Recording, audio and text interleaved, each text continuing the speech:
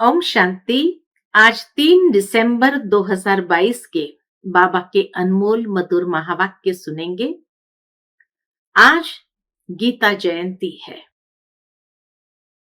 भारत भर में विभिन्न स्थानों पर गीता जयंती मनाई जा रही है। गीता जयंती अर्थात कि जब परमात्मा अधर्म के समय पर इस संसार में अवतरित हुए और इतनी मधुर शिक्षाएं दी कि उन शिक्षाओं की भी जयंती मनाई जाती है। तो आज की बाबा की मुरली में भी इसी बात पर विशेष बाबा ने समझाया है कि बच्चे, शिव जयंती के बाद ही गीता जयंती होती है, न कि कृष्ण जयंती के बाद गीता जयंती। लेकिन दुनिया के अंदर मनुष्य ने जब यथार्थ बात को समझा नहीं तो वो समझते हैं कि कृष्ण जयंती के बाद गीता जयंती आती है। वास्तव में कृष्ण माना ही आकृष्ट करने वाला अर्थात आकर्षणमय मूर्त। संसार के अंदर दो ही मूर्त आकर्षणमय मूर्त है, एक श्री कृष्ण की और दूसरी शिव की। इसीलिए शिव के साथ भी शब्द लगता है सत्यम शिवम सुंदरम। सबसे सुंदर मूर्त, आकर्षण करने वाली वो दिव्य ज्योति स्वरूप वही परमात्मा जब इस संसार में अवतरित होते हैं अधर्म का नाश और सत धर्म की पुनः स्थापना करने, तब हम सभी को गीता ज्ञान से सजाते हैं। उस ज्ञान से हम सभी को समृद्ध करते हैं, शक्तिशाली बनाते हैं और अधर्म का संपूर्ण नाश करके उस नई दुनिया के योग्य पात्र आत्मा बना देते हैं। तो आज पुनः पुनः सभी को गीता जयंती की बहुत बहुत हार्दिक मुबारक हो, मुबारक हो, मुबारक हो। ऐसी गीता ज्ञान की शिक्षाओं को आत्मसात करे, यही शुभ भावना है। सुनते हैं बाबा के मधुर महावाक्य। ओम शांति। मीठे बच्चे, अब कलयुग की रात पूरी हो रही है, नव युग बनाने बाप आया है। इसीलिए तुम जागो, बाप की याद से अपने विकर्म विनाश करो। आज की मुरली से प्रश्न है, जिन बच्चों की बुद्धि सतो प्रधान बनती जाती है उनकी निशानी क्या होगी? उत्तर, उन्हें दूसरों को आप समान बनाने के ख्याल आते रहेंगे।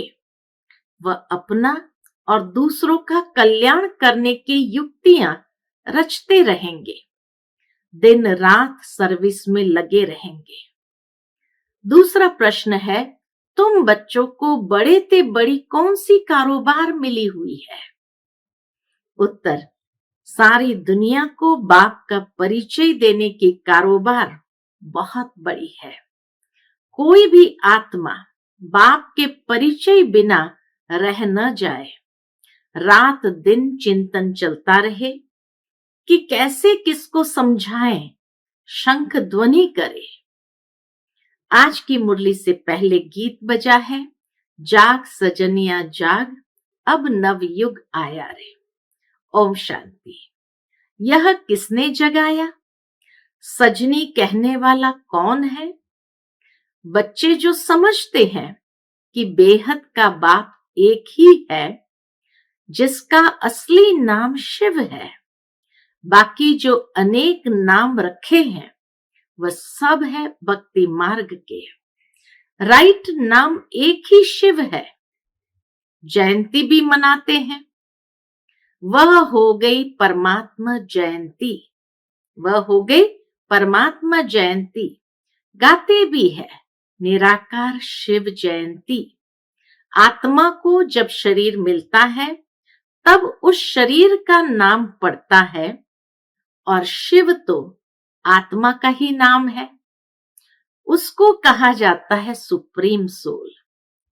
एक ही परमात्मा के ऊपर नाम पड़ा है बाकी सभी आत्माओं के शरीर पर नाम पड़ता है। तो बाबा कहे, शिव तो आत्मा का ही नाम है। उसको कहा जाता है सुप्रीम सोल। उसको कहा जाता है सुप्रीम सोल। सोल का नाम क्या है? नाम गाया हुआ है शिव। गाया भी जाता है शिव जयंती। आत्मा की जयंती नहीं कहेंगे। गीता का भगवान तो शिव निराकार है। श्री कृष्ण शरीर का नाम है, देहधारी है ना।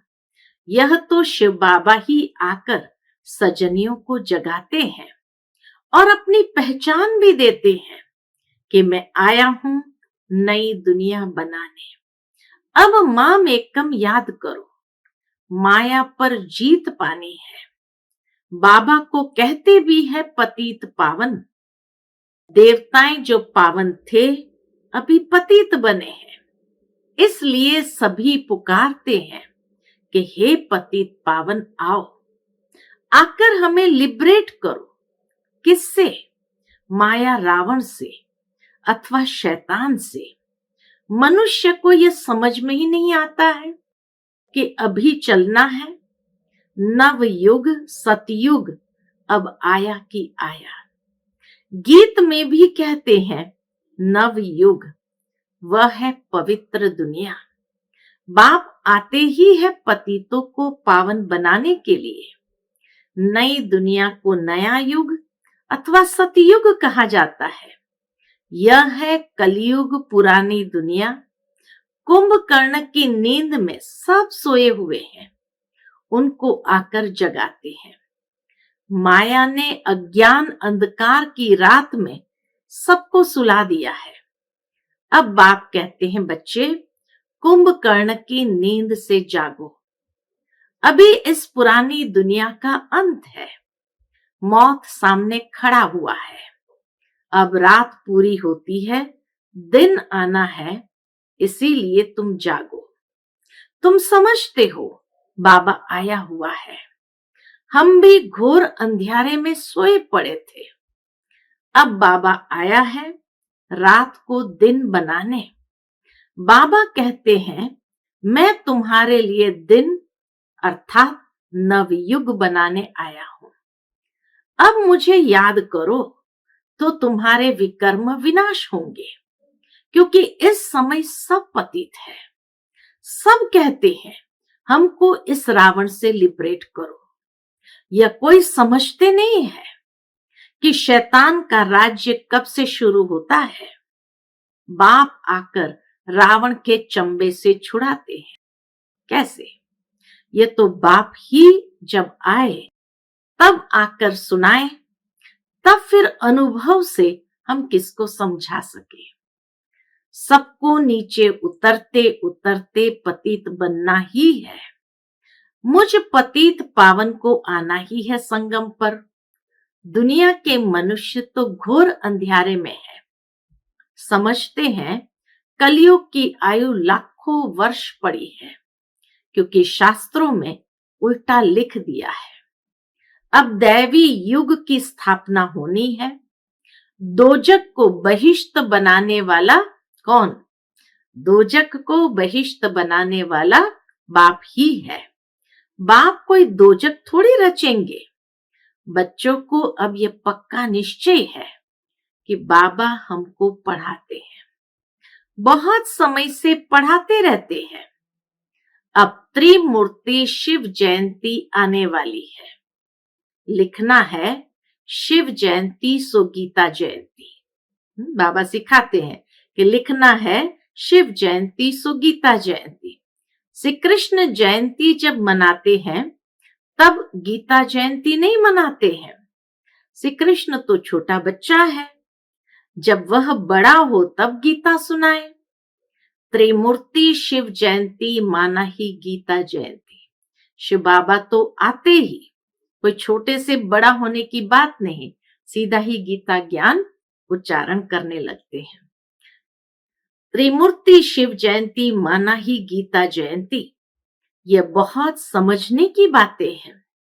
वो लोग गीता जयंती को अलग कर देते हैं क्योंकि समझते हैं श्री कृष्ण तो छोटा बच्चा है, वह जन्मते ही गीता कैसे सुनाएगा। तुम बच्चों को ही बाप बैठ राजयोग सिखला रहे हैं। यह भी गाया हुआ है, सेकंड में जीवन मुक्ति। बैरिस्टर के स्कूल में बैठा तो बैरिस्ट्री पढ़ने लग पड़ते। उसमें एम ऑब्जेक्ट है, मैं बैरिस्टर बनूंगा। बाकी उसमें ऊंच पद पाना, यह फिर पढ़ाई पर मदार है। कोई फिर अच्छा पढ़ते हैं तो ऊंच पद पाते हैं, नहीं पढ़ते हैं तो पद भी कम। सारा मदार है पढ़ाई पर। तुम यहां मनुष्य से देवता बनने आए हो, परंतु देवताओं में भी नंबरवार मर्तबे हैं। कोई फर्स्ट क्लास, कोई सेकंड क्लास, कोई थर्ड क्लास। यह सब गुप्त बातें हैं, कोई की बुद्धि में आ नहीं सकती। कैसे हम अपना राज्य स्थापन कर रहे हैं। महाभारत लड़ाई भी लगने वाली है, परंतु पांडव संप्रदाय तो लड़ते नहीं। असुर और कौरव संप्रदाय आपस में लड़ झगड़ कर खत्म हो जाते हैं। तो अब तुम बच्चों को पुरुषार्थ करना है, समझाना भी है। बाबा समय प्रति समय डायरेक्शन देते रहते हैं। निराकार परमपिता परमात्मा राजयोग कैसे सिखलाएंगे। जरूर शरीर में आएंगे। कैसे सिखाएंगे, जरूर शरीर में आएंगे। बाप श्रीमत दे रहे हैं, बच्चे तुमको याद की यात्रा पर रहना है। मुझे याद करो, यह है योग अग्नि, जिससे विकर्म विनाश होंगे। दिन प्रतिदिन तुमको अच्छी अच्छी पॉइंट्स मिलती रहती है। पतित पावन की पॉइंट भी अच्छी है। पतित पावन बाप को बुलाते भी हैं, फिर गंगा में जाकर स्नान करते हैं। तुम लिख भी सकते हो बड़े बड़े अक्षरों में कि पतित पावन तो परमपिता परमात्मा को कहा जाता है। ज्ञान का सागर भी वही है, सारी दुनिया को पावन बनाते हैं। सारी दुनिया का क्वेश्चन है ना, दुनिया पावन कैसे बने। गंगा जमुना आदि ये नदियां तो चली आती है। अभी कलयुग का समय है तो कुछ गड़बड़ होती है। सतयुग में फिर सब नदियां अपने ठिकाने पर आ जाएंगी। अभी तो नदियां अपना रूट भी बदल देती है, परंतु बाबा कहे सतयुग में सब कायदेसर चलेंगे। परंतु इनसे पावन तो कोई बनते नहीं।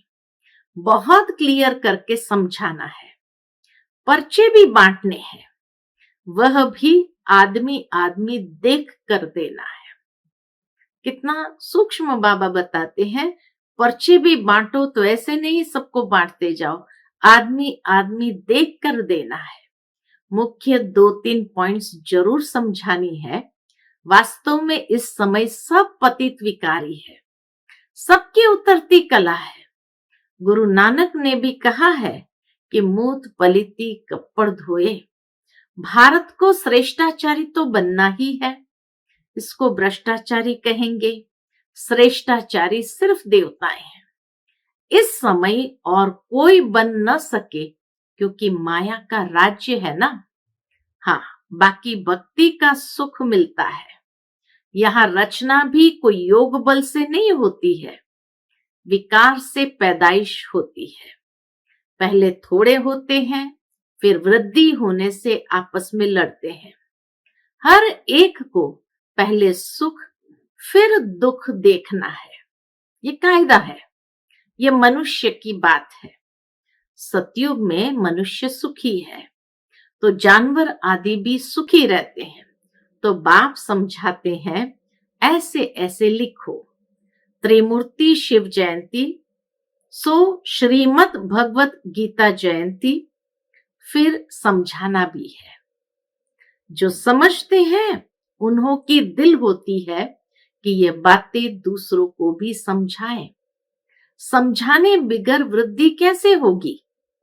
ड्रामा अनुसार जिनका जो पार्ट है समझने और समझाने का, वह अपना पार्ट बजाते हैं। भक्ति का पाठ भी दिन प्रतिदिन जोर होता जाता है। गाया भी हुआ है, जब बंभोर को आग लगती है तब आंख खुलती है। तुम बच्चों को शंख ध्वनि करनी है। रात दिन चिंतन चलना चाहिए। कैसे किसको समझाएं? सारी दुनिया को बाप का परिचय देना कितनी बड़ी कारोबार है। दुनिया कितनी बड़ी है, बहुत धर्म, बहुत खंड है। सतयुग में एक ही धर्म होता है, फिर वृद्धि को पाते हैं। यह भी समझते हो, प्रजापिता ब्रह्मा द्वारा ही ब्राह्मण पैदा होते हैं। ब्राह्मण वर्ण भी नहीं दिखाते हैं तो पैदा करने वाला भी नहीं दिखाते हैं। विराट रूप में न ब्राह्मण वर्ण दिखाते, न पैदा करने वाला भी दिखाते। तो यह समझाना है, कौरव और पांडव दिखाते हैं, तुम हो ब्राह्मण। प्रजापिता ब्रह्मा कुमार कुमारियां है तो प्रजापिता जरूर चाहिए, जिससे भिन्न भिन्न बिरादरियां पैदा होती है। देवता क्षत्रिय वैश्य शूद्र दिखाते हैं, बाकी संगम युगी ब्राह्मणों को गुम कर दिया है। गायन भी करते हैं त्रिमूर्ति ब्रह्मा, परंतु त्रिमूर्ति ब्रह्मा का अर्थ नहीं निकलता। उन्हों को देने वाला कौन? बाबा कहे, उन्हों को ज्ञान देने वाला कौन? तुम समझते हो, निराकार बाप ने ब्रह्मा मुख द्वारा बैठ समझाया। ब्रह्मा के मुख कमल से बच्चे पैदा होते हैं। जब तुमको सुनाए तब ब्रह्मा भी सुने। तुम न होते तो शिव बाबा क्या करते? एक को तो नहीं सुनाया जाता है। शास्त्र में एक अर्जुन का नाम लिख दिया है, तो जिस समय जो पॉइंट निकलती है उस समय उसी सर्विस में लगना चाहिए। आज जैसे बाबा ने गीता जयंती और पतित पावन की बात समझाई, तो बाबा कहे, जिस समय जिस पॉइंट के ऊपर बाबा समझाते हैं या वो निकलती है, उस समय उसी सर्विस में लगना चाहिए। तुम्हें हर बात बहुत क्लियर करके समझाई जाती है, परंतु योग में रहे, पावन बने, यह मेहनत है। विष छोड़ना कितनी मेहनत है। विष पर ही झगड़ा होता है, तो बच्चों को सर्विस पर ये अटेंशन देना है कि पढ़कर पढ़ाना है। इस सर्विस में ही कल्याण है। ओना रहना चाहिए। जो नए आते हैं उनसे फॉर्म भराने वाले बहुत तीखे चाहिए। फॉर्म भराने समय यह भी पूछो, तुम साधना करते हो? मुक्ति धाम जाना चाहते हो ना? मुक्ति धाम का मालिक तो एक ही परमपिता परमात्मा है। वह बाप ही आकर पावन बनाते हैं। ये स्नान आदि तो भारत में ही करते हैं और धर्मों में नहीं करते। वह फिर अपने धर्म स्थापक के आगे माथा टेकते हैं, फूल चढ़ाते हैं, महिमा गाते हैं। उन्हों को यह तो मालूम ही नहीं है कि पतित पावन एक ही बाप है। अभी क्रिसमस में क्राइस्ट का कितना मनाते हैं। दिसंबर का महीना है, तो बाबा कहे, अभी क्रिसमस में क्राइस्ट का कितना मनाते हैं। फिर भी गॉड फादर को याद करते हैं, कहते हैं ओ गॉड फादर, उनको पुकारते हैं। उन्हों को भी यानी क्रिश्चियंस को भी यह नॉलेज मिलेगी। बाबा तो कहते रहते हैं कि चित्र बनाओ, तो विलायत में भी भेज दे। बेहद सृष्टि के कल्याण के लिए बुद्धि चलनी चाहिए। बाबा की बुद्धि चलती रहती है। इन चित्रों पर कद्र बहुत थोड़ों को है। बाबा ने जो चित्र बनवाए हैं, तो बाबा कहे, इन चित्र का कद्र बहुत थोड़ों को है। बाप ने दिव्य दृष्टि द्वारा यह बनाए हैं।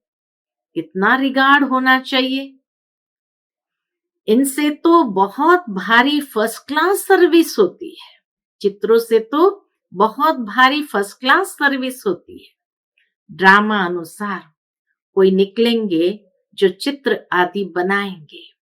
आगे चलकर ऐसे बुद्धिमान बच्चे निकलेंगे जो सेवा में नई नई इन्वेंशन करते रहेंगे, जिसे देखते ही दिल खुश हो जाए। अंग्रेजी तो सब तरफ फैली हुई है, भाषाएं कितनी ढेर है, सब देशों में अंग्रेजी वाले जरूर होंगे। इसलिए बाबा भी अंग्रेजी और हिंदी को उठाते हैं। मुरली में भी इसीलिए अंग्रेजी शब्द आते हैं और बाकी हिंदी। आखिर सब भाषाओं में निकलेगा, और आज तो मेजॉरिटी बाबा की मुरली सब भाषाओं में जाती है। किसको भी समझाना है बहुत सहज, परंतु देखा जाता है किसकी बुद्धि में नहीं बैठता तो वो क्या काम करेंगे। धन है और दान नहीं करते तो उनको मनहूस कहा जाता है। एक कान से सुनते हैं, दूसरे से निकाल देते हैं। हर एक को अपनी उन्नति का ख्याल जरूर होना चाहिए। संग के रंग में नहीं आना है, सर्विस में बिजी रहना है, नहीं तो बड़ा भारी घाटा पड़ जाएगा। अपनी उन्नति के लिए कोशिश जरूर करना चाहिए।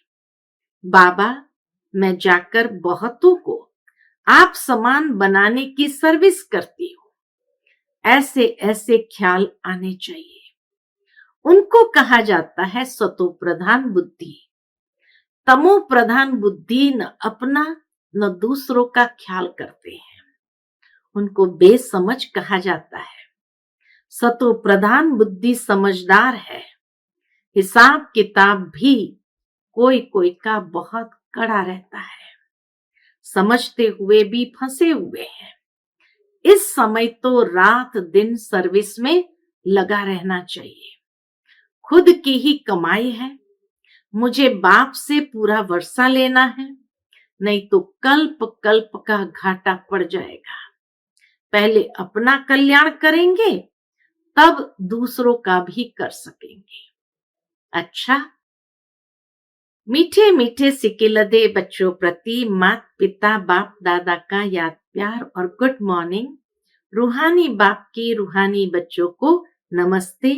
हम सभी रूहानी बच्चों की रूहानी माता पिता बाप दादा को याद प्यार गुड मॉर्निंग और नमस्ते। नमस्ते, शुक्रिया बाबा, शुक्रिया। आज की मुरली से धारणा के लिए मुख्य सार। पहली पॉइंट, ज्ञान धन दान करने में मनहूस नहीं बनना है। अपनी और दूसरों की उन्नति के लिए युक्तियां निकालनी है। दूसरी पॉइंट, मनुष्य से देवता बनने की पढ़ाई पढ़नी और पढ़ानी है। सर्विस और पढ़ाई पर पूरा अटेंशन देना है। कड़े हिसाब किताब को योग बल से चुकतू करना है। आज का बाप दादा का मधुर वरदान हम बच्चों के प्रति है, याद और सेवा द्वारा अपने भाग्य की रेखा श्रेष्ठ ते श्रेष्ठ बनाने वाले भाग्यवान भव। याद और सेवा द्वारा अपने भाग्य की रेखा श्रेष्ठ ते श्रेष्ठ बनाने वाले भाग्यवान भव। ब्राह्मणों की जन्म पत्री में तीनों ही काल अच्छे से अच्छा है। जो हुआ वह भी अच्छा, और जो हो रहा है वह भी और अच्छा, और जो होने वाला है वह बहुत बहुत अच्छा। सभी के मस्तक पर श्रेष्ठ तकदीर की लकीर खींची हुई है। सिर्फ याद और सेवा में सदा बिजी रहो। यह दोनों ऐसे नेचुरल हो जैसे शरीर में श्वास नेचुरल है। भाग्य विधाता बाप ने याद और सेवा की यह विधि ऐसी दी है जिससे जो जितना चाहे उतना अपना श्रेष्ठ भाग्य बना सकते हैं। आज का स्लोगन है, संतुष्टता की सीट पर बैठकर परिस्थितियों का खेल देखना ही संतुष्ट मणि बनना है। संतुष्टता की सीट पर बैठकर परिस्थितियों का खेल देखना ही संतुष्ट मणि बनना है। अच्छा, ओम शांति।